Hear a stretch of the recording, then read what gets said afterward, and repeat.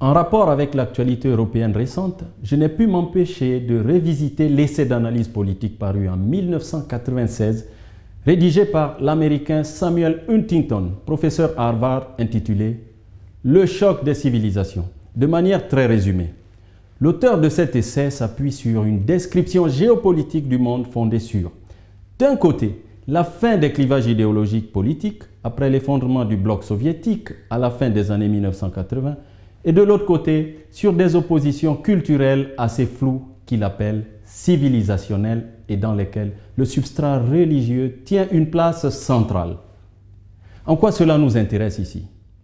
Revenons donc sur les 3 faits d'actualité récents que j'ai sélectionnés. 1. Les Roms. Entre parenthèses, ce mot est un endonyme qui signifie simplement être humain. En France, on emploie fréquemment à l'égard des Roms les mots gitan, tzigane ou manouche, romanichel, bohémien, santi ou parfois gens de voyage, bien que cette dernière domination ne soit pas réservée aux Roms.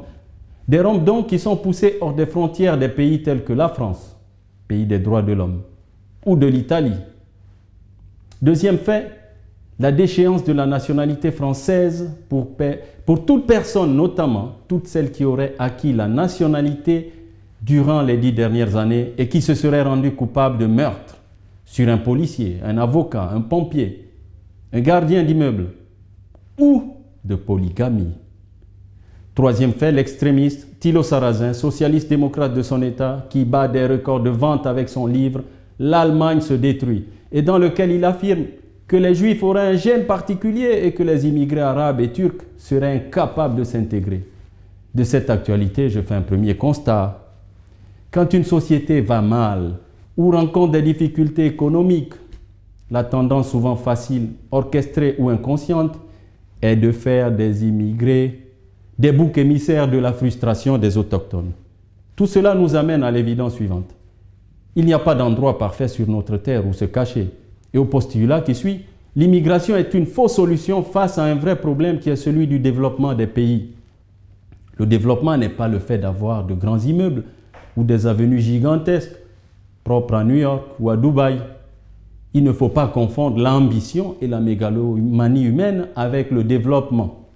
Le développement est, dans son expression la plus réduite ici, la satisfaction inconditionnelle des besoins primordiaux des populations.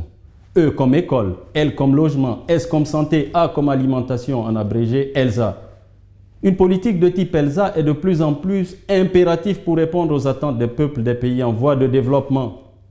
À défaut, il faudra s'attendre à ce que des hommes et des femmes quittent toujours leur terre natale pour aller s'aventurer vers d'autres cieux. Et aussi à plus de chocs culturels. Ne quittez pas, vous êtes sur Canal 3 Monde.